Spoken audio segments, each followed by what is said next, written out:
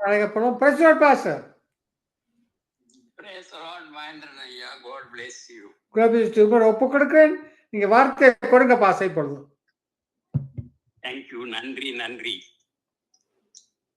அன்பின் பரலோக தகப்பனே, இந்த நாட்களில் ஒரு விடுமுறைக்கு பிறகு முதல் முறையாக உங்களை சந்திக்க, உங்களுடைய பிரதனத்தில் வர நீர் எங்களுக்கு கொடுத்த இந்த சலாக்கியத்திற்காக உமக்கு கூடான ஓடி தோற்றுறோம் சுவாமி. ஆரம்பம் முதல் முடியும் வரை இந்த இன்டர்நெட்லையோ இயற்கையோ செயற்கையோ எங்களுக்கு தலைவராதபடி சுவாமி நீங்களை பார்த்து கொள்ள வேண்டும் என்று இந்த வேளையிலே ஜெபம் கேட்கின்றேன். இந்த நிமிடம் வரை இந்த சங்கம வானொலி ஊழியத்தில் ஜெபம் செய்தவர்கள் பாடல்கள் ஊடாக, தேவனுடைய வார்த்தைகளின் ஊடாக, தேவனை அறியாதவர்களுடைய கண்களை திறக்கும் வண்ணமாக ஜெபித்த ஜெபங்கள் ஆசீர்வதிங்கள் என்று சொல்லி மது பாத்திரை கெஞ்சி இருக்கிறேன். அதவனமாக இந்த நேரத்தில் கூட தைரியமாக நின்று இதை வழி நடத்துகின்ற மூத்த ஊழியராகிய மகேந்திரன் ஐயாவை உமது பிரசன்னத்துக்குள்ளே கொண்டு வாருங்கள் என்று சொல்கிறேன். மேலும் இந்த ஊழியத்தை தைரியமாக இதுவரை நடத்தி வருகின்ற ஐயா லெஸ்லியை ஆசீர்வதிங்க.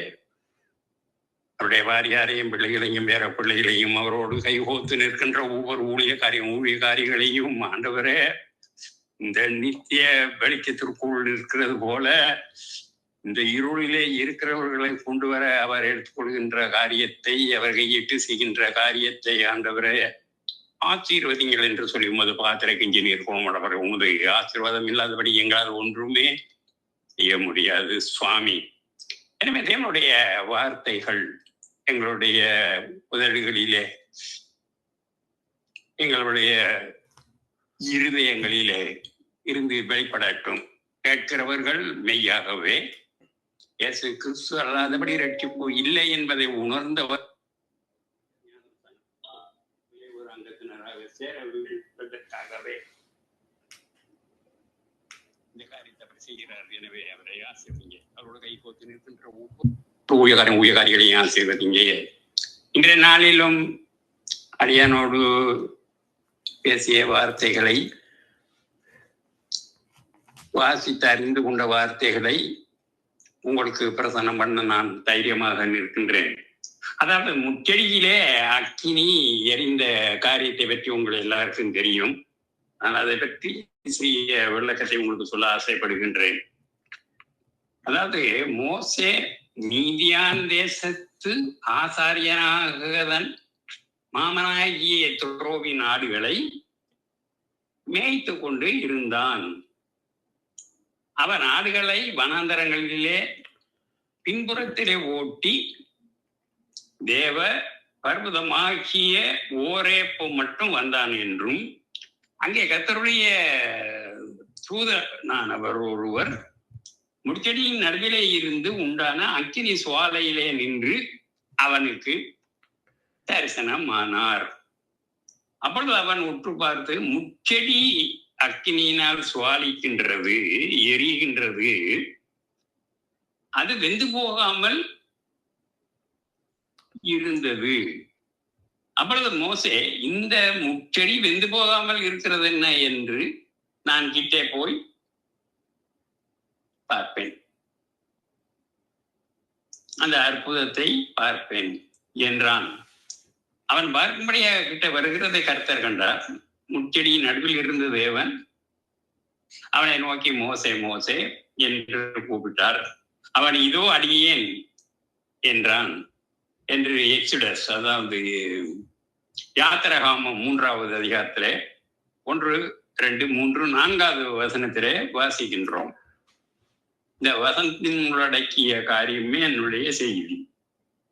ஒரு முட்செடியில் தேவனுடைய அக்கினி பற்றி எரிந்து பூமியின் மேல் அக்கினியை போட வந்த நம்முடைய அருமை ஆண்டவராகிய இயேசு கிறிஸ்து இந்த முட்செடியில் இந்த அமுதுடைய அக்கினியை போட சித்தமானார். ஆனால் அதிசயம் என்ன, அந்த முச்செடி அக்கினி பற்றி எரிந்தும் கூட அது வேகாதபடி எரிந்து சாம்பலாகாதபடி இருந்தது. சாதாரண ஒரு அக்கினி பற்றி எரிந்திருந்தால் முச்செடி எரிந்திருக்கும், வெந்து கருகி போயிருக்கும். ஆனால் இந்த அக்கினியோ பரலோக அக்கினி. சத்ராத்மேசாவை சுற்றிலும் அந்த அக்கினி இருந்தது. அந்த அக்கினி அவர்களுடைய கட்டுகளை மாத்திரமே எரித்து போட பண்ணினதே தவிர அவர்களுடைய வஸ்திரத்தையோ அவர்களையோ சேதப்படுத்த இல்லை. அவர்கள் மேல அக்கினி மனம் வீசக்கூட இல்லை. அதுதான் பரலோக அக்கினி, பரிசுத்த அக்கினி, தேவ வல்லமையை விளங்க பண்ணுகின்ற அக்கினி. நம்மேல் அக்கினியை அபிஷேகம் இறங்கும் பொழுது நாம் கொழுந்து விட்டு எரிந்து போம் தவிர அதை நம்மை சேதப்படுத்துவது இல்லை. நமக்குள்ளே எழுப்புதல் தீ பற்றி எரியுமே தவிர நாம் இடைப்படைந்து போவது இல்லை, கலைத்து போவது இல்லை, சோர்ந்து போவது இல்லை. ஜான் வெஸ்லி கர்த்தருக்காக பற்றி எறிந்த ஒரு அக்கினி சுவாலை நெருப்பு சூளையிலே இருந்து வெடித்து சிதறி வந்த ஒரு அக்கினி புலம்பென்று கூட அவரை சொன்னார்கள். அவர் அடிக்கடி சொல்லுவார், தேவனுக்காக உங்களில் அக்கினி பற்றி எரிய செய்து விடுங்கள், அப்பொழுது நீங்கள் ஆண்டவருக்காக எரிந்து பிரகாசிக்கிறதை உலகம் காணும் என்று சொன்னார். முச்செடியிலே ஒரு மேன்மை இல்லாத ஒரு செடி யாராவது முச்செடியை அவர்களுடைய தோட்டத்தில் வச்சு தண்ணீர் ஊற்றி வளர்ப்பார்களா? கணித மரத்தை தானே வைப்பார்கள். முச்செடி போல அத்தி பழங்களையே பார்க்க முடியுமா? அல்லது முச்செடியில் தான் திராட்சை பழங்களை பார்க்க முடியுமா? இல்லாத கொடுக்குமா? கொடுக்காது. நீங்கள் ஒருவேளை ஒரு முச்செடி யாருக்கு பிரயோஜனம் இல்லாதது போல நான் ஒரு பிரயோஜனம் இல்லாதவன் என்று நீங்கள் சொல்லலாம். முச்செடி எப்படி ஒரு சாபத்திற்கு அடையாளமாக இருக்கிறதோ அப்படியே நானும் சாபத்தோடு வாழ்ந்து வருகிறேன் என்றெல்லாம் சொல்லலாம். ஆனால் கர்த்தர் உங்கள் மேலும் அக்கினியை போட வல்லவராகவே இருக்கிறார். தாழ்ந்த பள்ளத்தாக்கில் தான் நதி நிரப்புகின்றது. பெருமையான பாத்திரத்தையே கர்த்தர் தெரிந்து கொண்டு அதிலே அபிஷேகத்தை ஊற்றுகிறார். உதவாக்கரை என்று உதறி தள்ளப்பட்ட உங்களையே அவர் அபிஷேகம் பண்ண சித்தம் கொண்டார். தேவரீர் உன்னதற்கு ஏறி சிறைப்பட்டவர்களை சிறையாக்கி கொண்டு போனீர். தேவனாகிய கர்த்தர் மனுஷருக்குள் வாசம் பண்ணும் பொருட்டு துரோகிகளான மனுஷர்களுக்காகவும் வரங்களை பெற்று கொண்டீர் என்று சங்கீதக்காரன் புலம்புகிறான். சங்கீதம் 68:18. சங்கீதம் 68:18 அது வசனம். துரோகிகளான மனுஷர்களுக்காகவும் வரத்தை பெற்றுக் கொண்டீர்கள் என்றும், ஆம், முச்செடி போன்ற மற்ற பிரயோஜனமற்றவர்களும் கூட முச்செடி போல மற்ற பிரயோஜனமற்றவர்களுக்காகவும் கூட கர்த்தர் அபிஷேகத்தை வைத்திருக்கிறார், வரங்களை வைத்திருக்கிறார். உங்கள் மேல் அக்கினியை போட விரும்புகிறார். உங்களை அக்கினி சுவாலையாக மாற்ற விரும்புகிறார். இந்த முச்செடியின் அக்கினி பற்றி எறிந்ததை குறித்து 3 குறிப்புகளை உங்களுக்கு முன்பாக நான் இன்று வைக்க விரும்புகின்றேன். முதலாவது, முச்செடியில் விளங்கிய தேவ தயவு. முச்செடியில் எழுந்தினவராகிய தயவு யோசேப்புடைய சிரத்தின் மேலும் தன் சகோதரர்கள் விசித்தருடைய உச்சந்தலை மேலும் வருவதாக என்று டியூட்ராமணி உபாகமம் 33:16 வசனத்தில் வாசிக்கின்றோம். மோசேயின் வாழ்க்கையில 3 பகுதிகளாக நாங்கள் பிரிக்கலாம். முதல் 40 வருடங்கள் எகிப்தின் அரண்மனையிலே வாழ்ந்தார். பார்வனுடைய குமாரத்தின் மகன் என்று அழைக்கப்பட்டார். 2வது 40 வருடங்கள் மீதியானுடைய தேசத்திலே வாழ்ந்தார். தன் மாமனாராகிய எத்ரோவின் ஆடுகளை மேய்த்தார். 3வதாக 40 வருடங்கள் இஸ்ரவேல் ஜனங்கள் எகிப்தின் அடிமைத்தனத்திலே இருந்து மீட்டு வனாந்தரத்துக்கு பயணம் செய்தார் என்றும் கானானை நோக்கி நடந்தார் என்றும் வாசிக்கின்றோம். அவருடைய வாழ்விலே 3வது பகுதியிலே முச்செடி பற்றி எரிந்த அக்கினியை கண்டார். கிட்ட போய் அந்த அற்புத காட்சியை பார்த்தார். அந்த அக்கினியில் இருந்துதான் அவருடைய ஊழிய அழைப்பு வந்தது என்று சொல்லலாம். அந்த சம்பவம் அவருடைய வாழ்க்கையில ஒரு திருப்பு முனையாக அமைந்ததென்றும் சொல்லலாம். முச்செடியிலே பற்றி எறிந்த அக்கினி காட்சிக்கு பிறகு 40 ஆண்டுகள் உருண்டோடிவிட்டன அன்பானவர்களே. மோசே தன்னுடைய கடைசி காலத்திலே மரணம் அடையும் நேரத்திலும் கூட 12 கோத்திரங்களையும் அவர் ஆசீர்வதிக்கும் பொழுது யோசேப்பின் கோத்திரத்தை பார்த்து அந்த முச்செடியை அவர் நினைவு கூர்ந்தார். முச்செடியிலே எழுந்தினருடைய யோசேப்பினுடைய சிரத்தின் மேலும் தன் சகோதரர்களின் விசேஷித்த உச்சந்தலையின் மேலும் வருவதாக என்று ஆசீர்வதித்தார் என்று உபாகமம் 33:16 வாசிக்கின்றோம். பார்வோன் இஸ்ரவேலிலே விரோதமாக கோபமாக அக்கினியாக பற்றி எறிந்தவன், மருத்துவச்சிகளையும் ஆண் பிள்ளைகளை கொல்ல வேண்டும் என்று கட்டளை கொடுத்தவன், இஸ்ரவேல் ஜனங்கள் பிள்ளைகளை நைல் நதியிலே போட்டுவிட வேண்டும் என்று உத்தரவு கொடுத்தவன். அவர் கோபாக்கினி மத்தியிலும் தேவனுடைய தயவினாலே இஸ்ரவேலர்கள் காக்கப்பட்டார்கள். சீசர்கள் கொஞ்சம் பேர் தான், ஆனால் பரிசேயர்கள், சதுசேயர்கள், வேதபாரகர்கள் எவ்வளவாக அவர்களுக்கு விரோதமாக பற்றி எறிந்தார்கள். ஆனால் முச்செடியில் எழுந்தினவருடைய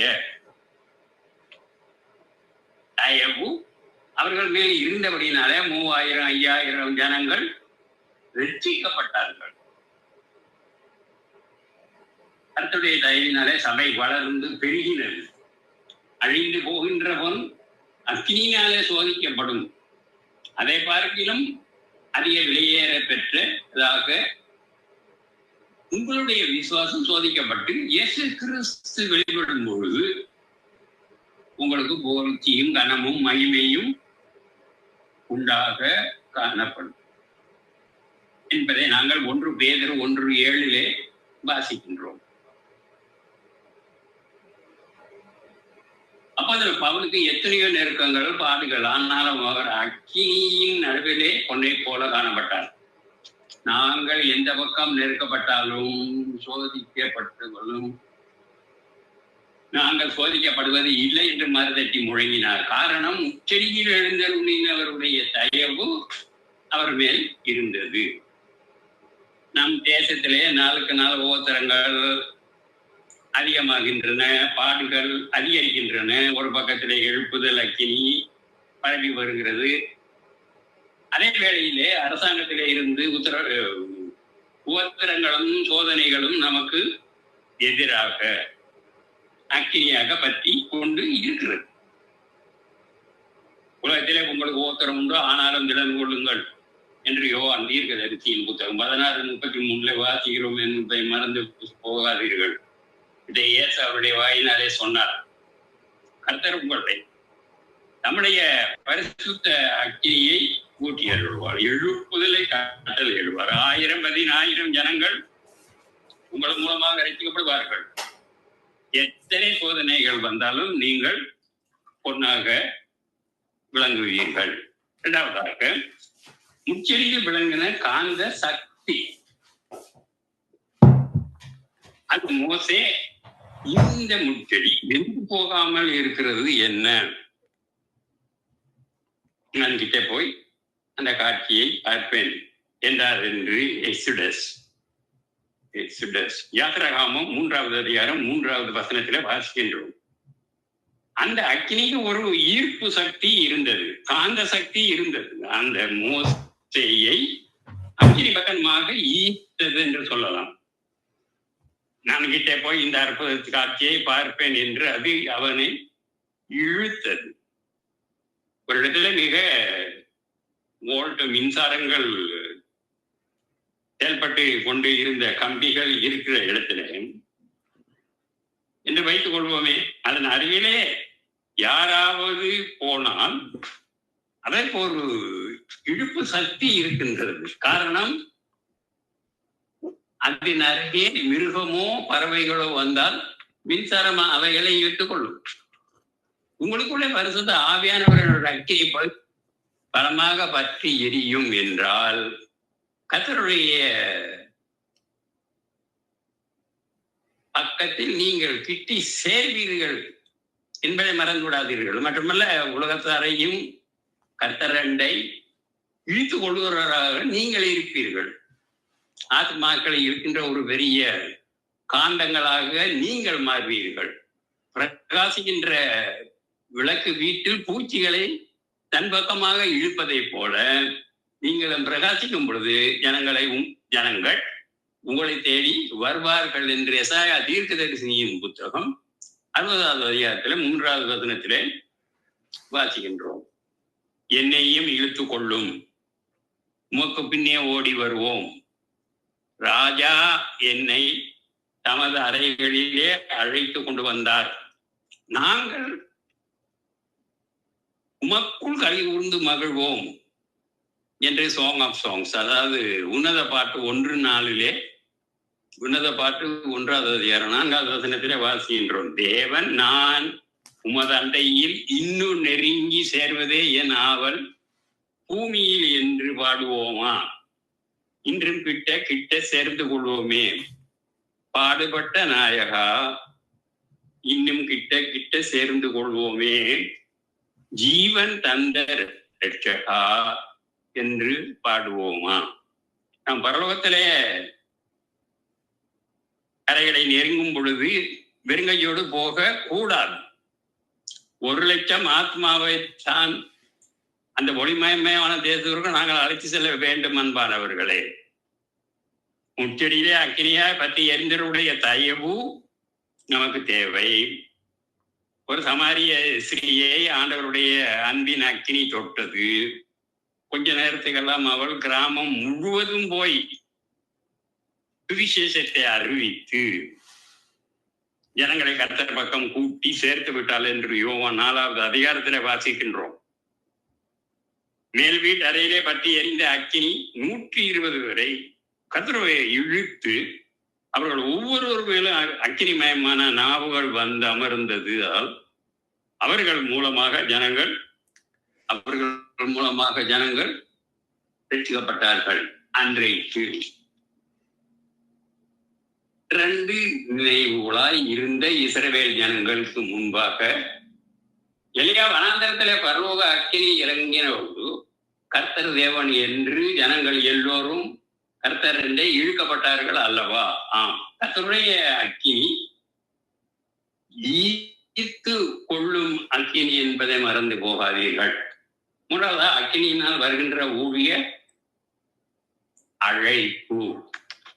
முச்செடியின் எதிரே தேவன் அவனை நோக்கி மோசே மோசே என்று கூப்பிட்டார். அது இதோ அடியே இருக்கிறது என்று அவர் சொல்லுகிறார். யாத்திராகமம் 3:4 முச்செடியின் நிழலிலிருந்து கர்த்தர் மோசேயை பேர் சொல்லி அழைத்தது மட்டும் அல்ல, ஊழியத்திற்காக அழைக்கப்பட்டார். இன்று தேவனுடைய அக்கினி பிரசனத்திலே இருந்து ஊழியத்தின் அழைப்பை நம்மை நோக்கி வருகிறது என்று சொல்லலாம். நீ இஸ்ரவேல் புத்திரனாகிய என் ஜனத்தை எகிப்திலே இருந்து அழைத்து வரும்படியாக உன்னை பார்வோனிடத்திற்கு அனுப்புவேன் வா என்றார் என்று யாத்திராகமம் 3வது அதிகாரத்தில் 10வது வசனத்தில் வாசிக்கின்றோம். கர்த்தர் உங்களை அழைக்கிறார். அவர் உங்கள் பெயரை அறிவார். தாயின் வயிற்றிலே உங்களை கண்டு பெயர் சொல்லி அழைத்தவர் அவர். ஜீவ புத்தகத்திலே உங்கள் பெயரை எழுதினவர் அவர். இன்று உங்களை அக்னியினால் நிரப்பி ஊழியக்காரராய் பயன்படுத்த விரும்புகின்றார். சிறிய சாமி வேலை பெயர் சொல்லி அழைக்கின்றார். சாமி வேலை என்று அன்போடு அவனை கூப்பிட்டார். மாபெரும் தீர்க்கதரிசியாக அவனை உயர்த்தினார். தீர்க்கதரிசியின் அழைப்பு அவ்வளவு சிறிய வயதிலேயே அவனுக்கு வந்தது. மோசே என்பது வயதிலே ஆண்டவருக்கு வயது வித்தியாசம் இல்லை. ஆக வயதான எங்களுக்கு அழைப்பு இல்லை என்று சொல்ல வேண்டாம். கர்த்தர் அக்கினியை உங்களுடைய ஊழியத்திற்கு தகுதி உள்ளவர்களாக மாற்ற அவரால் முடியும் அன்பானவர்களை. மோசேவின் மேல் கர்த்தருடைய அழைப்பு இருந்தபடியினாலே பார்வோனாலும் அவருடைய மந்திரவாதிகளினாலும் ஊனியக்காரர்களினாலும் மோசையை மேற்கொள்ள முடியவில்லை. அது முற்றிலும் எழுந்தவருடைய தயவாகும். அவர் ஆண்டவர் இன்றும் வாக்கு கொடுத்து கொண்டே இருக்கிறார். நீ அக்கினியில் நடக்கும் பொழுது வேகாதிருப்பாய், அக்கினி சுவாலைகள் உன் பேரில் பற்றாதென்று எசாயா 43வது அதிகாரம் 2வது வசனத்திலே வாசிக்கின்றோம். ஒரே பருவத்தில் முச்செடி எழுந்திருந்தவருடைய அக்கினியை மோசே கண்டார். சிவந்த சமுத்திரத்தின் மறுகரையிலே அக்கினி ஸ்தம்பத்தை கண்டார். சீனாய் மலையின் மேல் தேவனுடைய அக்கினி மகிமையை பிரகாசித்ததை கண்டார். முச்செடியில எழுதினவருடைய தயவு எவ்வளவு பெரிதானது அன்பானவர்களே. புதிய ஏற்பாட்டிலும் மோசைக்கு தேவனுடைய தயவு இருந்தது. மறுரூப மலையிலே ஒரு பக்கம் அக்கினி அபிஷேகம் பண்ணப்பட்ட இயேசு நிற்கிறார். மறுபக்கம் தன் வாழ்நாள் எல்லாம் தன்னை தேவ அக்கினியினால் நிரப்ப வைராக்கியமாக ஊழியம் செய்து அக்கினி இடத்திலே பரலோகத்திற்கு எடுத்துக் கொள்ளப்பட்ட எலியா நின்றார். மத்தியிலே மோசே நின்றது அவருடைய தேவனுடைய பாராட்டின் தயவு அல்லவா? தேவனுடைய பிள்ளைகளே, உங்களை பரலோகத்தினுடைய அக்கினியாக நிரப்பிக் கொள்ளுங்கள். நீங்கள் எங்கும் பற்றி பரவும் அக்கினி பிழம்பாக என்பதை மறந்து போகாதீர்கள். நாம் தூதர்களை காற்றுகளாக மாற்றுகிறவர் நிச்சயமாகவே உங்கள் அக்கினியை சோலையாக மாற்றுவார் என்று எபிரேயர் 1:7 வாசிக்கின்றோம். ஆகிய அப்போஸ்தலர்கள் மீது அக்கினி விழுந்த பொழுது அவர்கள் புறப்பட்டு போய் ஊழியம் செய்ய துவங்கினார்கள். சபை வளர்ந்தது.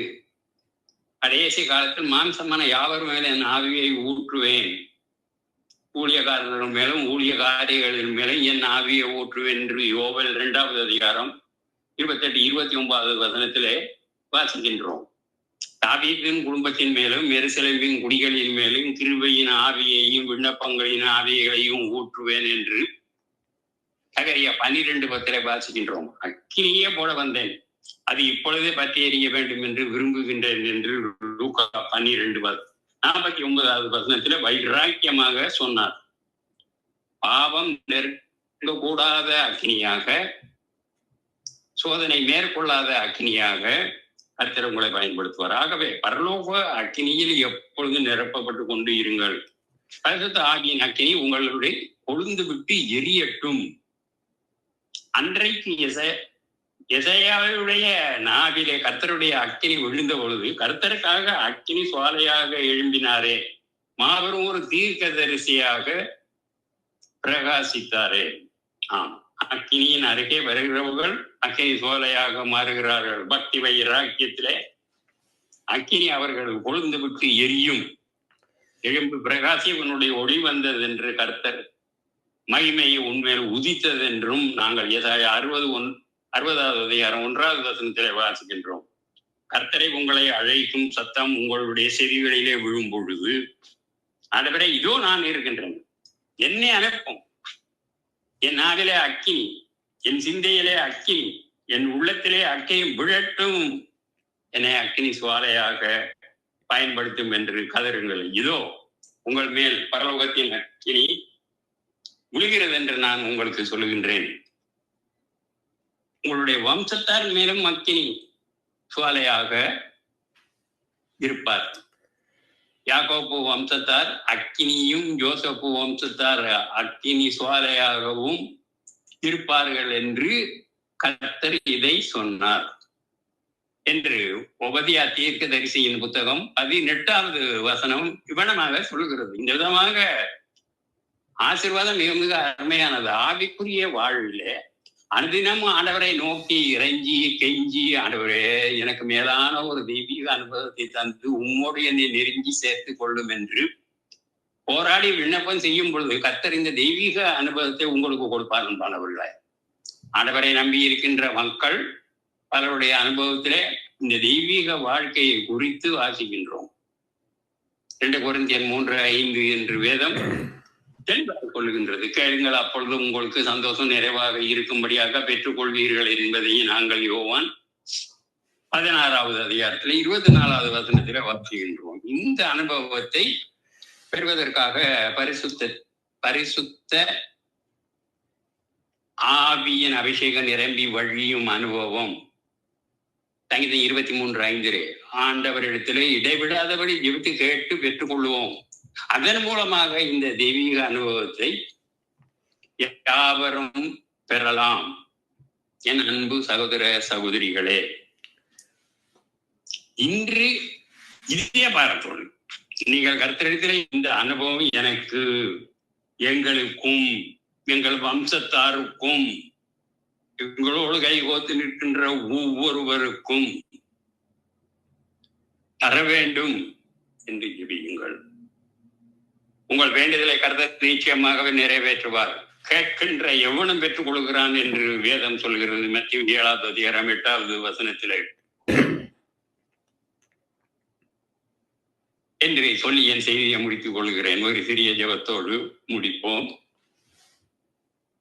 அன்பின் இரட்சகரே, எத்தனை மேலான ஒரு தெய்வீக அனுபவத்தை நீர் எங்களுக்கு இன்று அருளை செய்தீர். நீர் காத்திருக்கிறீர். இன்றும் எங்களை பரிசுத்த ஆவியினாலே அளவில்லாதபடி நிரப்பி இந்த தெய்வீக ஆசீர்வாதங்களை அருளை செய்து எங்களையும், எங்கள் வம்சத்தாரையும், எங்களுடைய சபைகளையும், எங்களுடைய ஊழியங்களையும் சுவாமி அக்கினி ஜுவாலையாக நீர் மாற்றுகிறீர் என்று நாங்கள் விசுவாசித்து உமக்கு கோடான கோடி கோடி கோடி நன்றி செலுத்துகிறோம் சுவாமி. அதனால இந்த சங்கம வானொலி ஊழியத்தில் இந்த செய்திகளை கேட்கின்ற ஒவ்வொருவரும் இந்த நித்திய வெளிச்சத்துக்குள் ஆண்டவரே இழுத்து வர இந்த செய்தி அக்கினியாக பற்றி எரிய வேண்டும் என்று நாங்கள் எல்லோரும் ஒருமனப்பட்டு உமது பாதத்தை கர்த்தராகிய இயேசு கிறிஸ்துவின் நாமத்தினாலே கெஞ்சி நிற்கிறோம். நீர் அப்படி செய்கிறதற்காக உமக்கு நன்றி நன்றி நன்றி என்று சொல்லி இந்த செய்தியை ஜனங்களுக்கு அனுப்ப எங்களுக்கு கொடுத்த இந்த ஆவியானவருடைய உதவிக்காக கோடி தோற்ற நமஸ்கார வழிகளை சொல்லி உங்களிடமிருந்து விடைபெறுகின்றேன். மறுபடியும் சந்திக்கும் வரை ஆமேன் ஆமேன் ஆமேன் ஆமேன் ஆமேன். நன்றி பாஸ்டர் ஞான பிரகாசம் அவர்களே. இன்றைய நாளே முச்செடி அக்கினி என்ற தலைப்பிலே ஒரு அருமையான வெளிப்பாட்டை கொடுத்திருந்தீர்கள். ஆழமான சத்தியங்களை கொடுத்திருந்தீர்கள், கற்றுக்கொண்டோம். மோசே 40 வருடம் எகிப்தின் அரண்மனையில், 40 வருடம் மீதியானின் தேசத்தில், 40 வருடம் இஸ்ரவேல் ஜனங்களை கானான் தேசத்துக்கு வழிநடத்தி கொண்டு சென்றான். அந்த அக்கினி ஊழியம், இந்த அக்கினி செடிதான் அவனுடைய ஊழியத்தை உற்சாகப்படுத்துன்னு சொன்னீங்க. மிகவும் ஆச்சரியமாக இருந்தது. ஒரு அருமையான செய்தி பாஸ்டர். உண்மையில் ஆழமான சத்தியத்தை நாங்கள் கற்றுக்கொண்டோம் உங்களிடமிருந்து. கர்த்தர் உங்களையும் உங்கள் ஊழியங்களையும் இந்த கையிட்டு செய்யும் சகல காரியங்களையும் தேவன் ஆசிரியத்து தேவன் உங்களுக்கு இரட்டிப்பான சத்துவத்தையும் பலத்தையும் ஞானத்தையும் தந்து வழி நடத்துவாராக. ஆமேன் ஆமேன். நானும் ஆமேன் சொல்லுகிறேன். அவ்வளமாக எங்கள் எல்லோருக்கும் ஊழியம் செய்கிற ஒவ்வொரு மேலும் அக்கினியை அவர் ஊற்ற வேண்டும் என்று நாங்கள் எல்லோரும் கைகோத்து நின்று அவர் பாதத்தை பிடித்து கெஞ்சி நிற்கிறோம் ஐயா. ஆமேன். God bless you. ஆமேன் ஆமேன். இதுவரை நேரமும் செய்தி கொடுத்தவர் பாஸ்டர் ஞானப்பிரகாசம், கொழும்பு, ஸ்ரீலங்கா. முச்செடி அக்கினி என்ற தலைப்பிலே செய்தி கொடுத்திருந்தார். மிகவும் ஆச்சரியமாக இருந்தது. கர்த்தர் அந்த மகனை ஆசீர்வதிப்பாராக. ஆமேன் ஆமேன். தொடர்ந்து நாங்கள் பாஸ்டர்